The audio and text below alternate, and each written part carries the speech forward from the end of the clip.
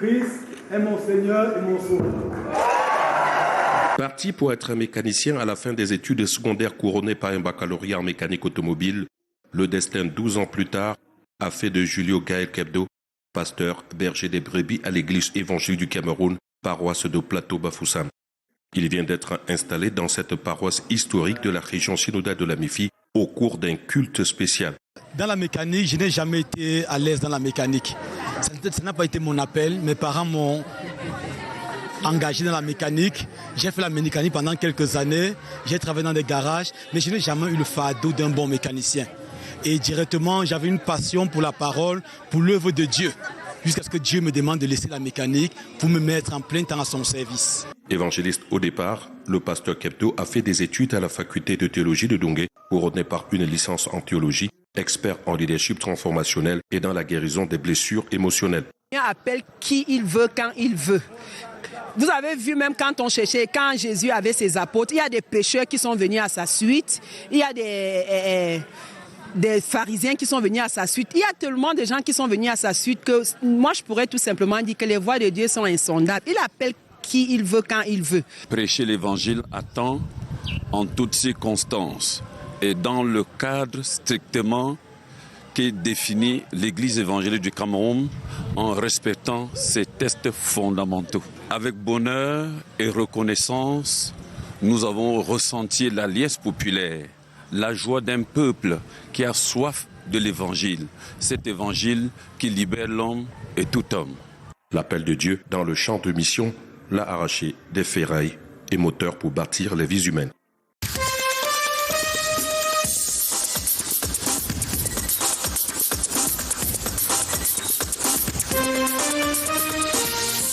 Ici en image, les bagages du nouveau pasteur de l'église évangélique du Cameroun, paroisse de Lum'a. Arrivé dans la ville, à l'idée de prendre service en remplacement de son prédécesseur décédé, son accueil ne sera pas chaleureux. Même l'arrivée de la pluie ne fera pas changer d'avis au Conseil des Anciens qui a décidé de lui fermer la porte. L'ouvrier de Dieu est reproché d'avoir un passé sombre dans les différentes communautés où il a servi. C'est la personnalité de l'homme qui fait que nous le recusons. Parce que nous avons écrit à la direction de l'EEC qui n'ont pas tenu compte de notre correspondance. Après lecture des différentes postes, tous les anciens de Lum'a ont contesté. Ils ont dit qu'ils ne veulent pas de ce pasteur. On ne sait pas pourquoi il a apporté même les choses sans nous dire.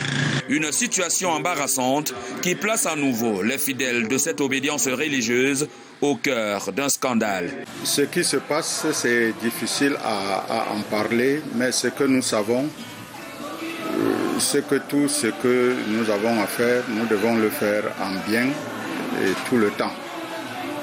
Nous aussi, nous sommes devant cette situation un peu désemparée parce que nous ne comprenons pas. Le bureau de transition qui devra trancher cette affaire a été saisi et les fidèles n'attendent que sa réaction. La hiérarchie, le bureau de transition est au courant de la situation et est en train de chercher une résolution pour ce conflit. C'est tout l'ensemble de la communauté qui ne le veut pas. En attendant, le nouveau pasteur séjourne à la Belle Étoile. Ses effets endommagés par la pluie ont été constatés.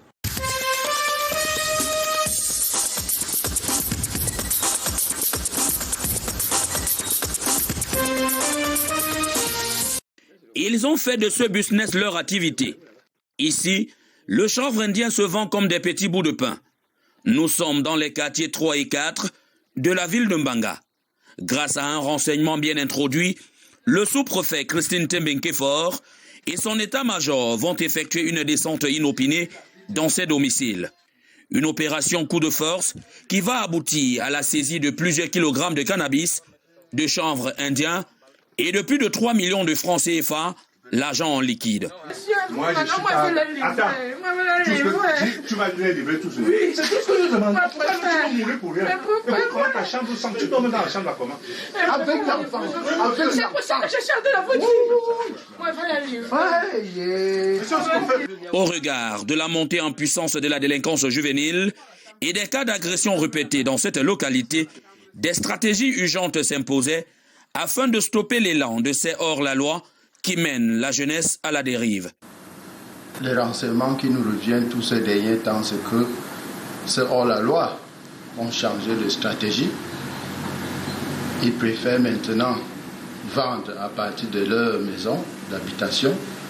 L'autorité locale profite d'ailleurs pour inviter tous les autres qui continuent de mener cette activité interdite de changer d'activité, car ils seront traqués jusqu'au dernier retranchement. Il est temps pour qu'ils changent l'activité.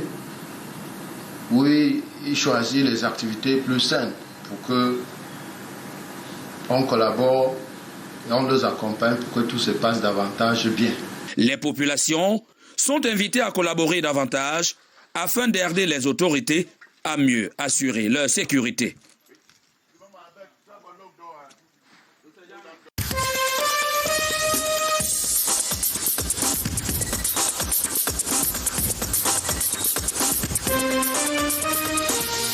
Site HCR de Gado Badiri, Justin Kofi, représentant résident de l'UNFPA accrédité au Cameroun, en juillet dernier, entame sa première rencontre communautaire. 27 147 réfugiés vivent ici, soit 98% des filles et femmes. Une partie d'elles partagent leur situation sur les violences basées sur le genre. Nous travaillons en collaboration avec les partenaires et ensemble avec les jeunes filles et les femmes pour la lutte contre les violences faites aux femmes. Justin Kofi est justement à l'Est pour poser les bases de ses missions au Cameroun. Et la descente au CMPJ de Garwamboulaye dévoile les attentes. Développer l'entrepreneuriat des jeunes Camerounais et réfugiés centrafricains. Nous voulons accompagner 50 orphelins centrafricains et camerounais pour leur autonomisation. Et nous voulons jamais mettre à profit les équipements reçus par l'UNFPA. L'UNFPA, entendu Fonds des Nations Unies pour la population, souhaite plus atteindre des cibles jeunes. Sur le cas des VBG, le nœud est plus sur la sensibilisation des communautés, partant de ce district de santé de Garwamboulaye. La région de l'Est soit dotée de cette puissance intellectuelle qui permet vraiment d'accompagner nos filles, nos sœurs victimes de violences basées sur le genre. Je voudrais vous exhorter à nous aider à faire la promotion de l'autonomisation des femmes. Et surtout, le maintien des filles à l'école est capital. En quittant Bertois pour le Septentrion, Justin Kofi a rencontré les autorités de la région. Lors des descentes de terrain, il s'est fait accompagner de la Guinéenne Nantenon Kondé du bureau HCR de Meganga dans la Damawa.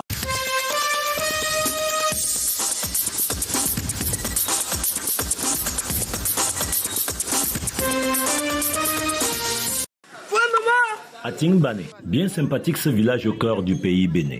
Lors de mon premier voyage ici, j'estimais avoir assez découvert dans les collines des Boalboum. Ce second dans l'arrondissement de Biwombane m'enrichit davantage. C'est Loïc Perron, le navigateur français qui avait vu juste. Le plus beau voyage, c'est celui qu'on n'a pas encore fait. Dans la forêt d'Atingbane, c'est usuellement un silence éloquent, rompu en discontinu par le chant des cigales qui vous accueille. Ce jour particulier, l'écho du tam-tam nous précède sous la canopée sauvage vers les cascades.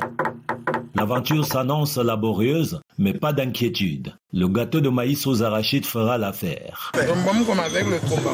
Et c'est un appel, nous invitons tous les acteurs du tourisme, nous invitons les promoteurs à y faire un tour pour que ce site soit viabilisé. Tout au long du chemin escarpé, l'abondante générosité qu'offre le biotope vous donne un choix pluriel. Des thérapeutiques pour remonter votre libido, de la pistache africaine dont on vante les vertus sur la prostate, du bon vin de palme bord champ, de la saveur gourmande de chenilles aux épines, ou encore de verre blanc ou hanneton fraîchement sorti des raffias. On résiste péniblement en de telles présences. Nous sommes en parfaite symbiose. Nous avons dit vivre le tourisme dans la villa et ça va aller. Sans se rendre compte, on est en présence des cascades d'Ati. Repenser le tourisme après 2 ans, 3 années de Covid, c'est de ça qu'il s'agit. Imaginons, mais cette fois-ci aux côtés du ministère du Tourisme et des Loisirs, 3 à 3,5 millions de touristes nous accompagnant dans ce genre de randonnée vers des splendeurs sauvages locales. Le tourisme exhiberait alors plus que les 3 ou 4 points à date sur le produit intérieur brut national. Proposer ce site aux différents touristes qui viendront dans nos différentes structures. Voilà.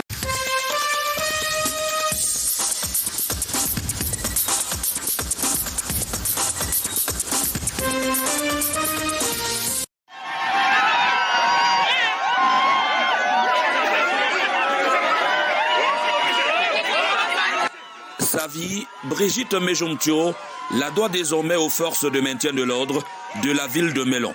Pour l'extirper de cette foule en furie, décidé d'en découdre avec elle, il a fallu une force de titan. Les faits se déroulent peu avant 14 h, ce lundi 13 septembre, au marché central de la ville de Melon, lorsque cette quinquagénaire s'est introduite dans cette boutique à l'absence de son propriétaire, avant d'emporter avec elle une somme de 250 000 francs.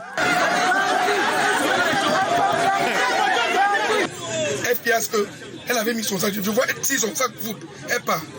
Je commence à m'interroger, qu'est-ce qui se passe? Pendant ce temps, je lance un coup de, je vois un billet de 500 posé sur ma chaise. C'est là où je m'amène, je tire la caisse, je ne vois plus rien dans la caisse. Une fois le forfait commis, elle va se rendre dans cette buvette. Le temps de boire un jus, elle va changer de tenue pour éviter d'être reconnue. Elle est arrivée ici dedans, elle était habillée en kaba. Elle est entrée maintenant. Paraît-il qu'elle a demandé un petit jus ici là. Et on l'a servi, elle a bu. Au moment de ressortir, elle a porté maintenant que un ensemble femme. Une fois au commissariat, l'infortunée passe aux aveux et reconnaît les faits. Fait d'ailleurs qu'elle justifie par sa situation sociale actuelle. Il a tiré son coffre, il a tiré son argent. Il y avait un sac comme l'enveloppe, je l'ai mis dedans. À l'aube du crépuscule, où il est désormais difficile de joindre les deux bouts, la vie est certes dure, mais voler n'est pas la solution à cette équation avec plusieurs inconnus.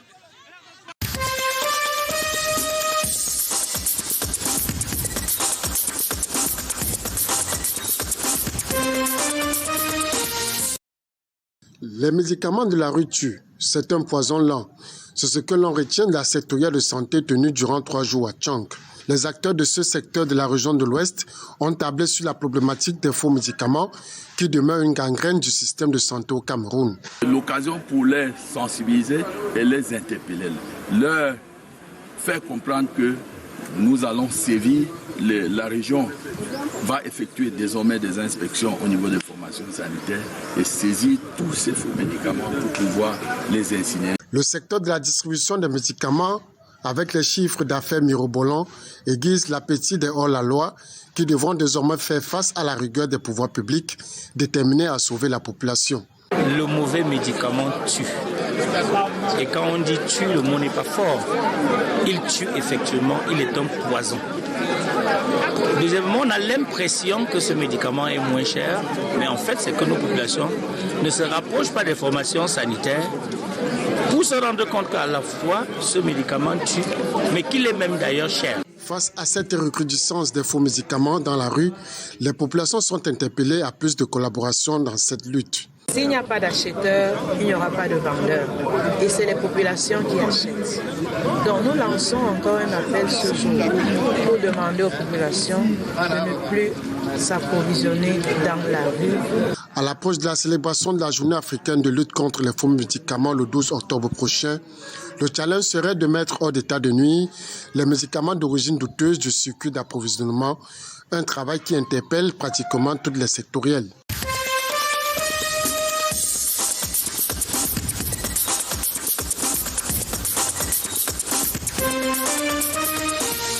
L'eau coule désormais à flot. Dans le village Yarendel, dans l'arrondissement de Nyanon, département de la Sanaga-Maritime, le conseil régional du littoral, sous la houlette de son président, aux côtés de l'ONG Jen Savi, ont construit une adduction d'eau potable. Donner de l'eau aux populations fait partie des fonctions régaliennes de l'État.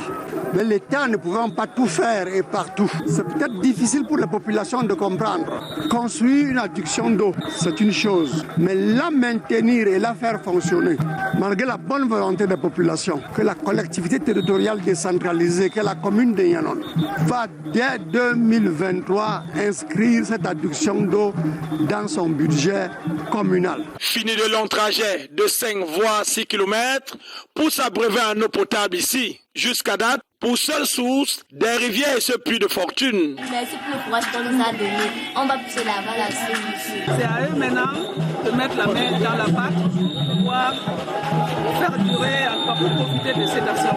Cette adduction d'eau potable est une aubaine pour les populations riveraines de ce côté du pays, au moment où le choléra sévit dans le département de la Sanaga-Maritime. Un bien comme celui-ci est un bien rare et très important. Cette adduction d'eau les mettra à l'abri du choléra. Et je souhaite que ce soit le cas dans toute la région du littoral. Chiffré un peu plus de 10 millions de francs CFA, cette construction d'adduction d'eau potable sera retrocédée à la collectivité locale. Les actions sociales de base, que sont l'eau, l'électricité, la santé et l'éducation, sont prioritaires au niveau du gouvernement. Je suis un sous-préfet qui est satisfait. Ce projet entre en droite ligne avec l'une des missions du Conseil régional, celle de contribuer à l'amélioration des conditions de vie des populations.